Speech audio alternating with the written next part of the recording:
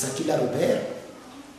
Je suis titulaire de la deuxième année et nous enseignons en langue française. Merci. Suivez un peu ce que vous allez voir.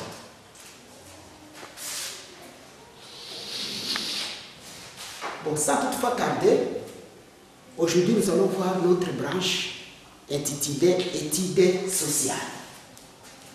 Études sociales.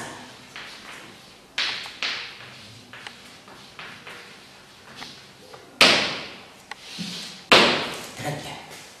Suivez mes amis. Aujourd'hui nous allons voir notre cours intitulé L'étude sociale. Alors, des sujets que nous allons parler aujourd'hui, nous allons parler concernant la maladie contagieuse et la maladie non contagieuse. Comment est-ce qu'elle s'attaque, comment est-ce que nous pouvons se prévenir et comment est-ce que nous pouvons se comporter contre ces maladies. Nous en avons les maladies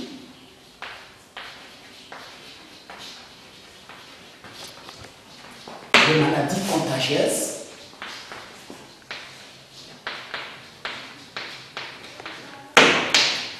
et non contagieuse.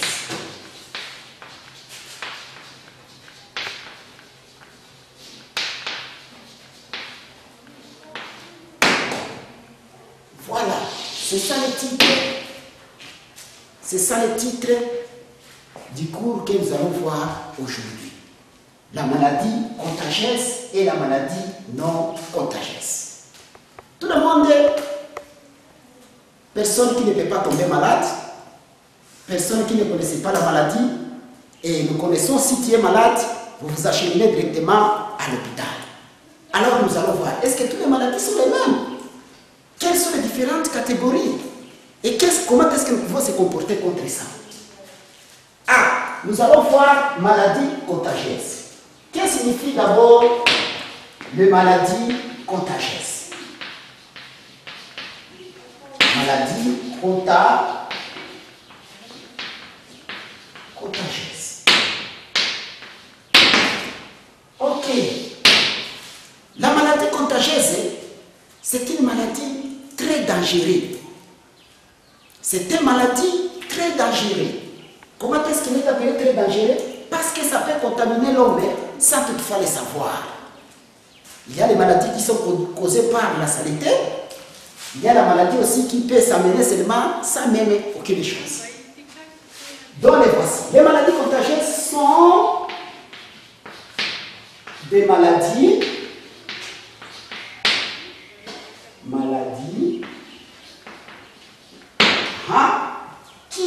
qui s'amènent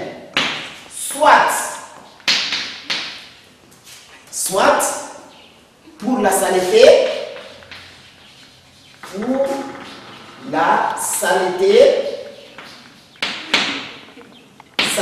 ou bien et même.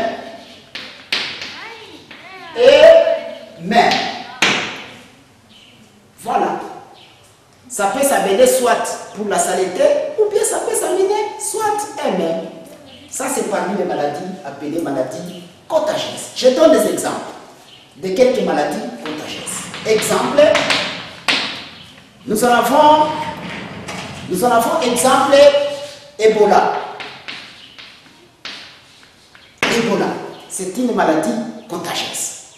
Ça peut attaquer l'homme à l'homme. Nous en avons exemple Corona. Vous connaissez les pandémies que nous en avons aujourd'hui, qui cause à ce que nous sommes à la maison aujourd'hui. Suivez mes amis. Nous en avons aussi la maladie appelée SIDA. C'est parmi les maladies aussi qui peuvent contaminer l'homme. Nous en avons aussi la maladie appelée choléra. Choléra. C'est une maladie aussi contagieuse. Ça peut attraper l'homme suite à la saleté. Ce sont des maladies qui attaquent l'homme suite à la saleté. Nous en avons aussi des maladies appelées...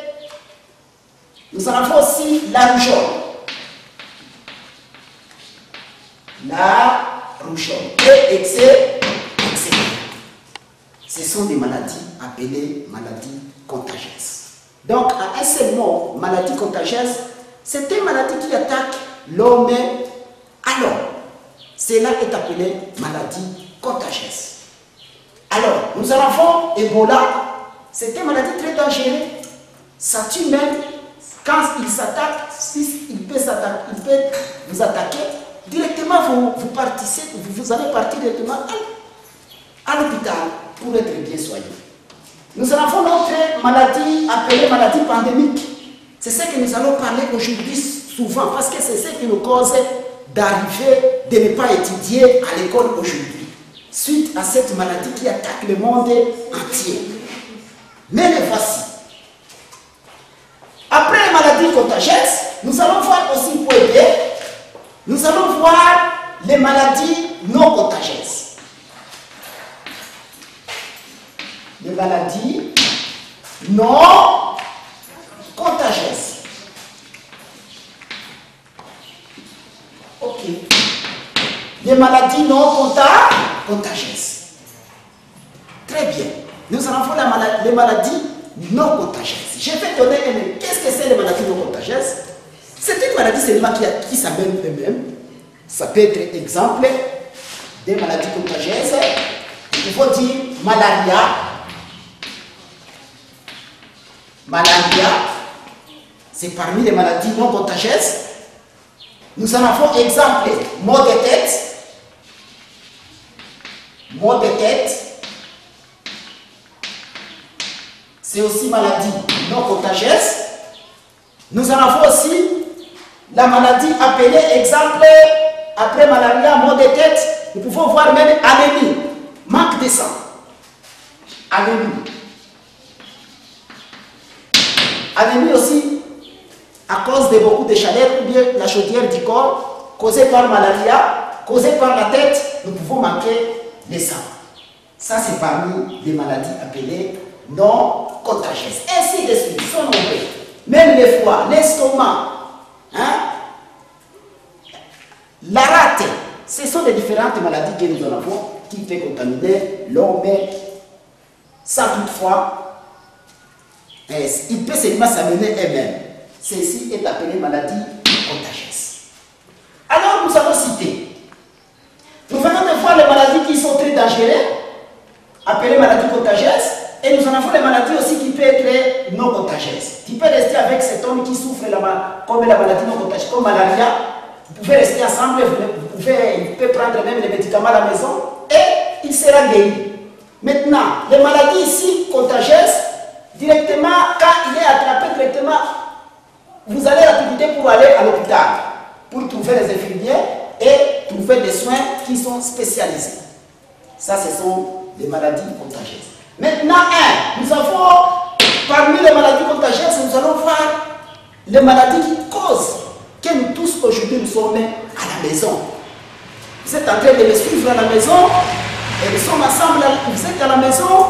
Et nous aussi, nous sommes ici pour vous donner la matière au niveau des vidéos. Maintenant, nous allons voir ces maladies qui attaquent le monde entier. Le monde manque même ce qu'on appelle l'équilibre sanitaire.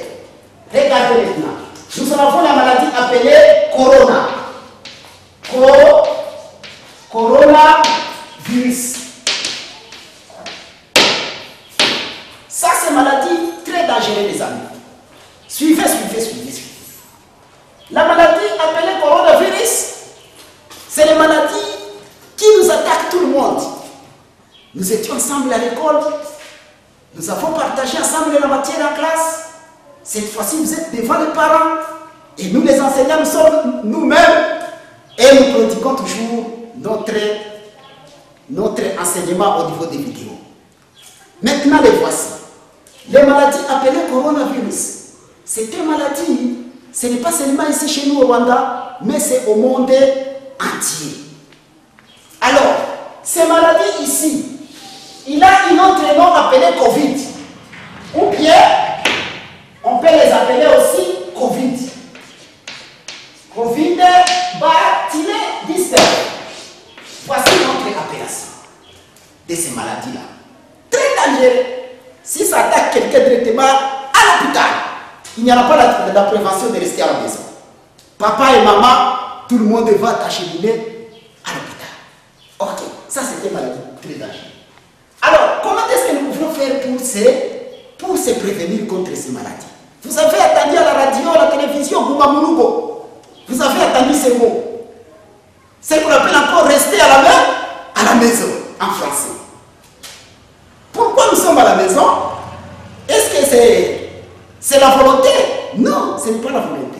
C'est parce que cette maladie était venue et il avait quitté justement dans le pays appelé la Chine. C'est là où il y a eu l'apparition de cette maladie. En Chine, en Asie. Suivez maintenant. Comment se comporter devant ces maladies? Nous allons voir prévention. Prévention de COVID-19. Prévention.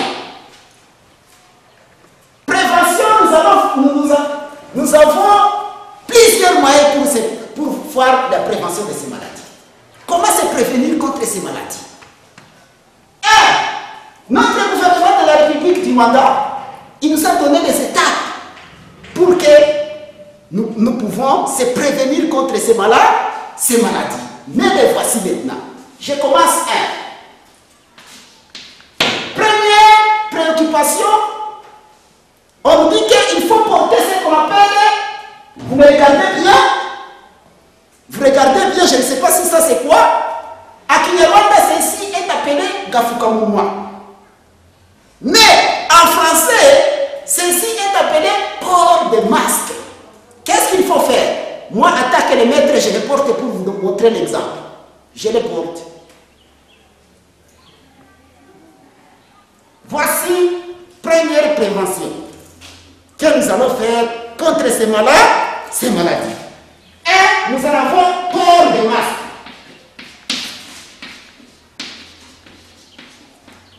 Port de masque. Ça c'est un. Vous voyez le maître? Est-ce que vous voyez ma bouche? Non. Nous en avons ce qu'on appelle port de masque. Ça c'est la première prévention qu'un élève peut utiliser à la maison,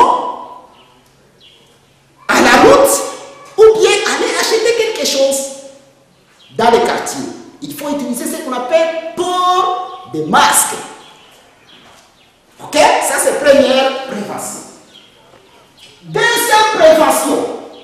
Quand vous allez utiliser maintenant les ports de masque, c'est que nous en avons, il faut laisser la distance de plus ou moins 1 mètre avec votre camarade ou bien votre collègue. Tu peux il faut laisser la distance. Distance d'1 mètre. Distance de 1 mètre pour votre collègue à qui vous êtes ensemble. Que ce soit à la maison, que ce soit à la route, que ce soit en ville, que ce soit où, il faut se séparer avec 1 mètre de plus ou moins 1 mètre. Si c'est 2, c'est félicitations. Ça, c'est parmi les maladies. Nous pouvons dessiner une personne ici qui se sépare avec celle-ci. Il se prévient. Il fait quoi? C'est ce qu'on appelle la prévention. Ici, nous pouvons imaginer au moins, nous disons au moins 1 mètre. 1 mètre de séparation, de distance. Ça, c'est la deuxième préoccupation pour lutter contre ces maladies. 3. On nous dit maintenant, quand vous allez partir quelque part, il faut se laver. Il faut se laver les mains avec de l'eau propre, plus les savons. Vous me regardez, moi, les maîtres, je vais se laver pour vous montrer l'exemple de ce que vous allez faire à la maison. Suis-moi. Ici, c'est les savons. C'est que vous voyez. Ici, c'est un bassin de l'eau. Vous me regardez. Qu'est-ce que je vais faire? Je prends du savon, j'ouvre de l'eau et je commence à se laver. Je mets le savon bien.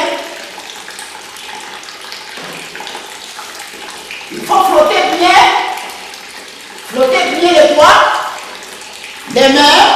Oui, tu commences à se laver. Ah, je me lave contre la maladie appelée Corona. Ça, c'est une prévention très riche pour se prévenir contre ces maladies. Donc, à la maison, à la route, là où vous allez passer, utilisez de l'eau avant d'acheter quelque chose. Ok? Ça, c'est une autre prévention. 3, on nous dit que laver les mains. Laver les mains. Ça, c'est une prévention pour laver les mains. Voici les 3. 4. Il ne faut pas donner les bras au hasard. Ou bien votre main à une autre personne qui est à côté de vous. Laissez à donner la main. Comme si tu peux saluer quelqu'un. Tu peux le saluer en état très loin. Mais il ne faut pas éviter de donner la main à une autre personne. À une autre personne. Évitez de donner la main à une autre personne. Ça, c'est la prévention contre la maladie appelée Covid-19. Voici les 4 préventions que je voulais vous montrer. Comment se protéger pour qu'à septembre, lorsque nous allons arriver à l'année scolaire, tout le monde nous puissions arriver dans notre bon établissement appelé Saint-Salomon. En état fier, en bonne santé, parce que nous avons rempli les obligations de la propriété à la maison, tel que notre gouvernement nous demande. Voici, en bref, je vous souhaite bonne journée et je vous souhaite aussi bonne matière et Dieu vous bénisse. Allez revoir mes amis. Félicitations à tout le monde. Merci.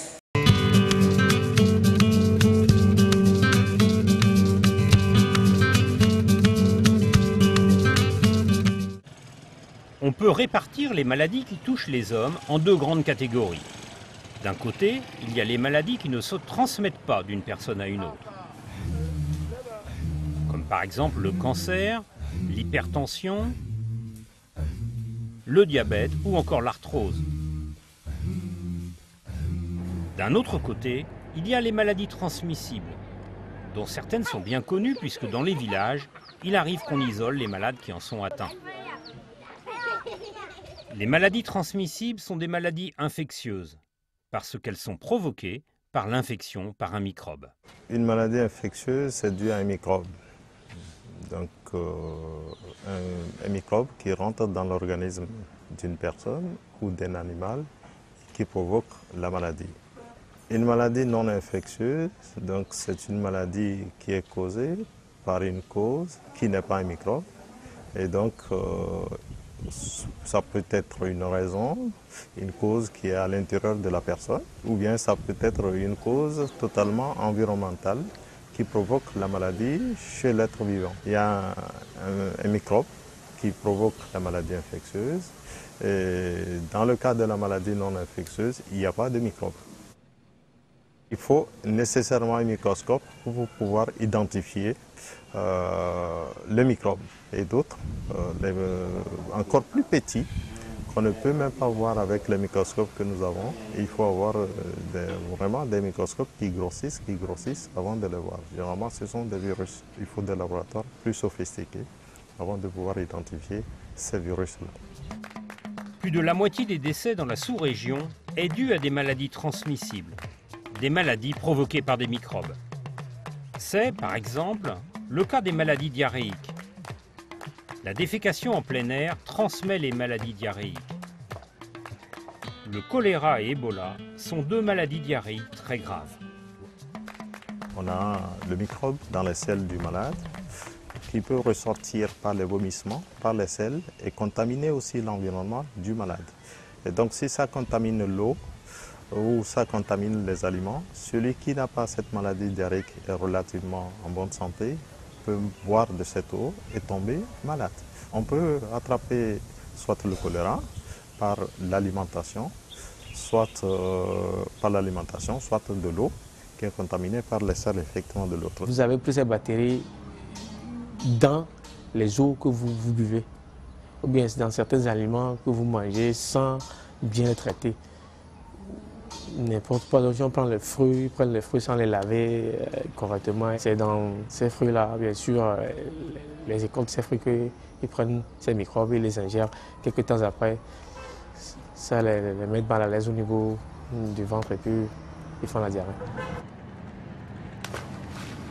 Les enfants ne prennent pas ça au sérieux. Vous allez les voir, des fois, ils se lèvent comme ça, ils vont dans la rivière, ils s'en vont se baigner, les boire. Par après, on amène ces enfants à l'hôpital. Si ce n'est pas de la bilharziose, c'est de la parasitose qu'ils font. C'est pas bon. On transmet aussi les maladies diarrhéiques par les mains. Par exemple, en serrant la main de quelqu'un après avoir utilisé les latrines ou en préparant un repas après avoir utilisé les latrines.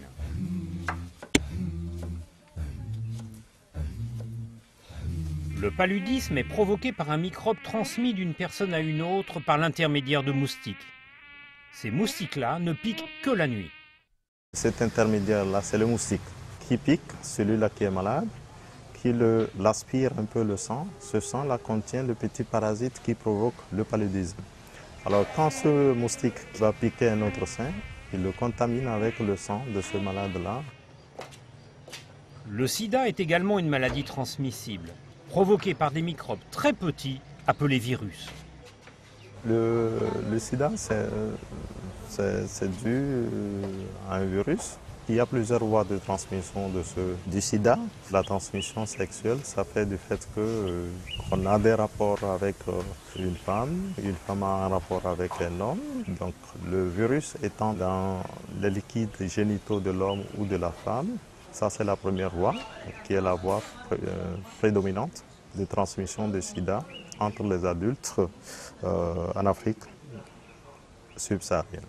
La deuxième voie, c'est que si une femme qui est enceinte, qui a le virus dans son sang, le bébé effectivement qui est à l'intérieur de cette femme peut attraper le virus du sida. Si un personnel se pique avec une seringue qui provient effectivement du malade, ce personnel-là peut attraper le sida. S'il y a des gens qui prennent les drogues par voie injectable, ces gens peuvent aussi attraper le virus du sida. Différentes maladies qui touchent le foie, les hépatites, sont provoquées aussi par des microbes. On les appelle hépatite A et hépatite E, qui se transmettent comme les maladies diarrhéiques, et hépatite B et hépatite C, qui se transmettent par les rapports sexuels ou le sang. Ce qui se transmettent comme les maladies diarrhéiques, c'est un peu l'hépatite A et puis l'hépatite B. Ça se transmet par les rapports sexuels. L'hépatite C, ça se transmet aussi soit par les rapports sexuels, chez un petit nombre effectivement de patients, mais ça peut se transmettre l'hépatite C aussi par le sang. Et aussi par ceux qui utilisent la drogue par voie intraveineuse. Ebola est une maladie qui se transmet aussi par un microbe, un virus. Dans la nature, ce microbe se trouve chez des chauves-souris. Il passe chez un être humain, rarement, environ une fois par an pour l'ensemble de l'Afrique. Puis il se transmet à d'autres hommes et femmes. Ebola, c'est un petit microbe, un virus, qui est dans les liquides du malade. Donc ça peut être dans les vomissements, dans le sang, dans les selles et dans les autres liquides qui se trouvent à l'intérieur de la personne, même dans les larmes.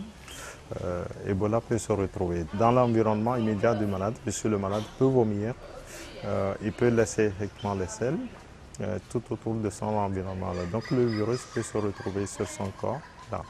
L'Ebola se transmet par donc, le contact direct de la personne. Si je touche directement le malade qui a beaucoup sué, qui a beaucoup vomi, ou bien si le malade touche un certain nombre d'objets qui sont tout autour de lui de façon immédiate, et que je touche ces objets-là immédiatement après être touché par le malade d'Ebola, je peux attraper le virus d'Ebola. Ebola a une particularité qui est à l'origine de beaucoup de transmissions de la maladie.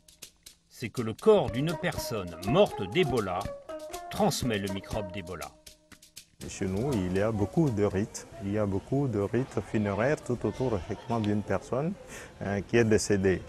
Il faut laver la personne, il faut laver la personne, il faut arranger la personne, il faut habiller la personne effectivement de nouveau. Toutes ces façons effectivement de toucher directement un corps décédé effectivement de la maladie d'Ebola, tous ces contacts immédiats, ce sont des contacts de transmission du virus d'Ebola.